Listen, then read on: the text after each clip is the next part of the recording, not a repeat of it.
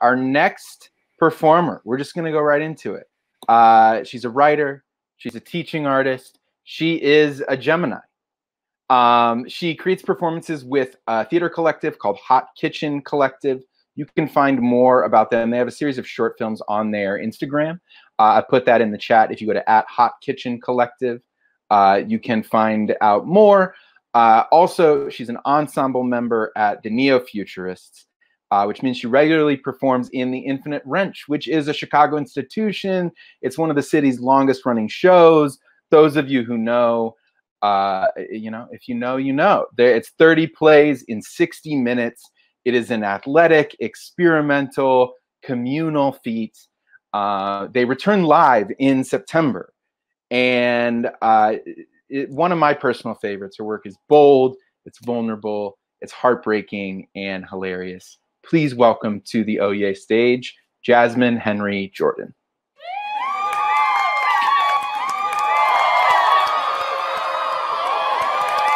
Thanks, Dave.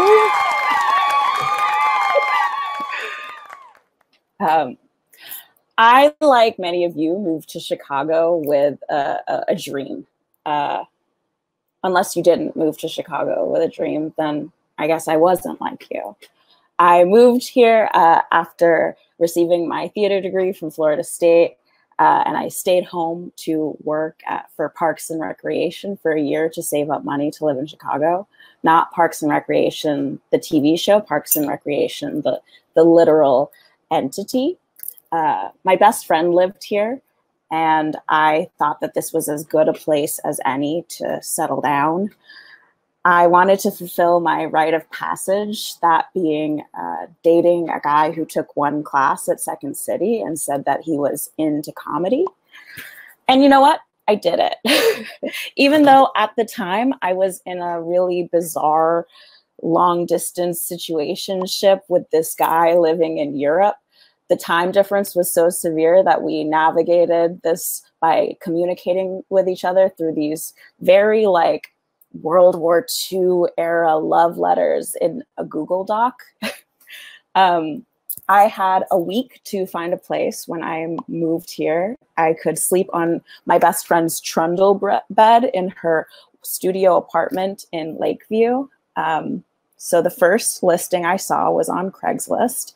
It read, college-age girls only, no male guests, quiet, good girls only, $300 to $400. Remember?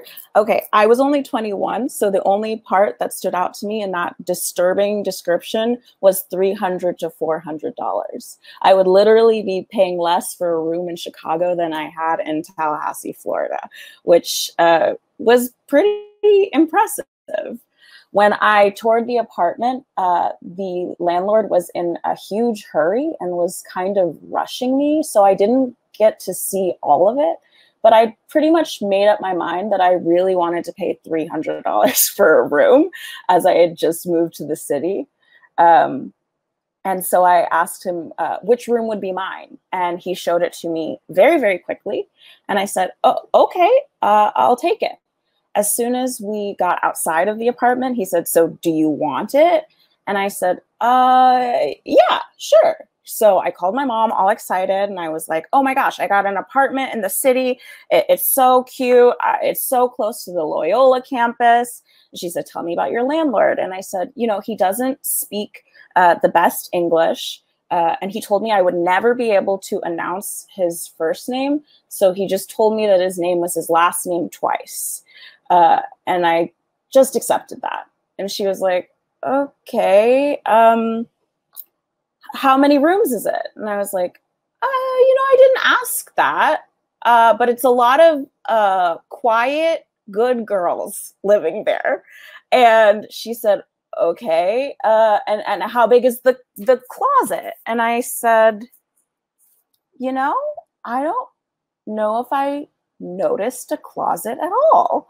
So I called the landlord back and I said, oh, you know, we did that in kind of a hurry. Is there a closet in that room? He said, yes, I will bring you a closet. And as my week was running out, was running out at my friend's house, I decided it was time to move in. I only had a suitcase worth of stuff to begin with, so it was a pretty easy move. When I showed up, he dropped off a PVC pipe structure with like linen on it and called it a closet. And I kept that in the room. The room also had no windows. And it was the beginning of winter, and I was moving from Florida. So it was a difficult adjustment. But I thought, you know what? All of these quote unquote quiet good girls live here. We're right near the Loyola campus. They must also be around my age, maybe a little bit younger. Maybe I'll take them under my wing. Maybe I'll show them the ropes. It turned out to be an extremely international group of women. I don't remember all of their names, and probably for their anonymity, I probably wouldn't want to use their names anyway, but so I'll just refer to them in alphabetical order as I met them. So there was Akila. Akila always laughed no matter what I did. Rehearsing a monologue for an audition, so funny. Making dinner, so funny. Coming home drunk, so funny. It made me feel extremely self-conscious. Akila was from Ghana, and I remember one day I said, are you a student, Akila? Because Akila was easily the oldest person living in the house. And she said, I am a student of life. I am working for my children. And I never asked Akila any question ever again. The next roommate who I met was Barbara.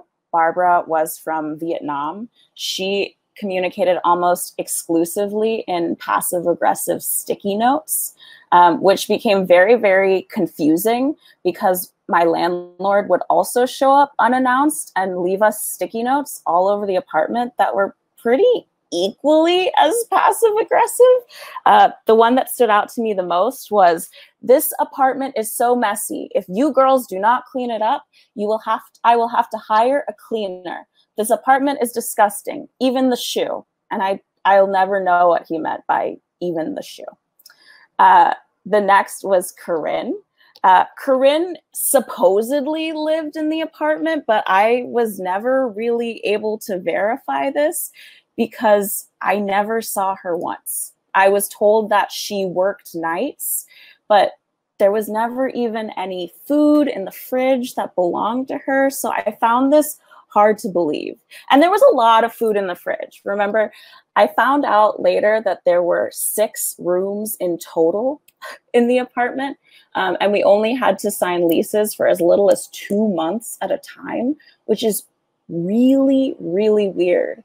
So in the 4 months that I lived there, about 10 different women cycled in and out. I never met Corinne. I thought that maybe I would meet her on the day that she moved out, but I never did. The next was Dorothy. Dorothy was from China. And when Dorothy came, her mother helped to move her in. And they were both very, very sweet, although we were all told different first names for Dorothy, which was really, really weird. I said, when is your mother leaving? And she said, she's not. And I said, are you a student? And she said, no. And I said, do you work in the city? And she said, no. And I said, are you looking for a job in the city? And she said, no. And I thought, I think something weird might be happening in this apartment. I think something weird might be happening with last name. And I think I probably need to move out as quickly as possible. But the person who kept me the most sane throughout the whole time was Fiona. Fiona was very much the matriarch of the apartment. She lived in the basement, and you had to cross through her bedroom to do laundry, which was pretty inconvenient for her, but made it so that I had to just talk to a new person as someone who had just moved to the city. Fiona always had a bunch of kids over on Saturday and Sunday, which I always thought was very peculiar, especially because we were told we were not allowed to have men in the apartment. the landlord would sometimes come and check to see if there were men's shoes in the entranceway. But she would have a ton of kids, all her nieces and nephews, over every Sunday. And this was lovely, so cute. I love kids. But in an apartment that already has this many women living in it and only 2 bathrooms, Sunday mornings were a nightmare because I was often hungover, and so I couldn't reasonably get to the bathroom the fastest. One morning it was so bad, just girl, quiet, nice girl after quiet, nice girl after quiet, nice girl after kid after kid after kid using the bathroom that I pooped my pajama pants. And it was a pretty low moment in my life. When I finally did use the bathroom, I threw the underwear away and I hid it in the trash can. The trash can was always really full because the landlord told us we were not allowed to flush toilet paper, which I did not take him up on. And I remember Fiona found that pair of underwear, and I heard her ask which one of the kids did it. And I never corrected her. I never let her know that it wasn't any of her nieces or nephews. So I finally got out of that apartment. I moved in with that same best friend whose trundle bed I lived in. Later, farther away in Ravenswood. It was a great situation.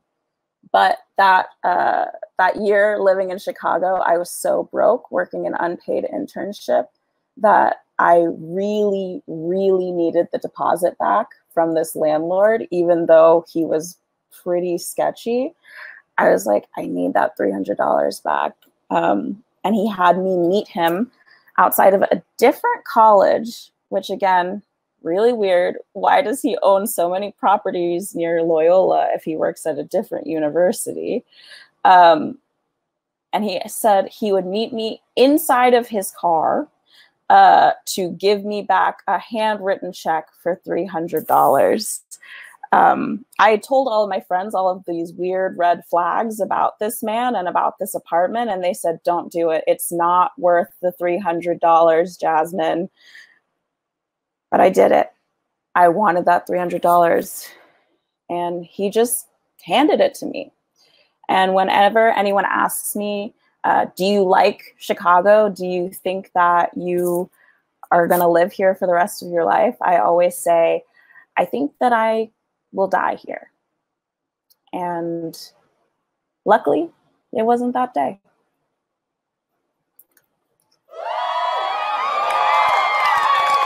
Oh my God. I'm speechless.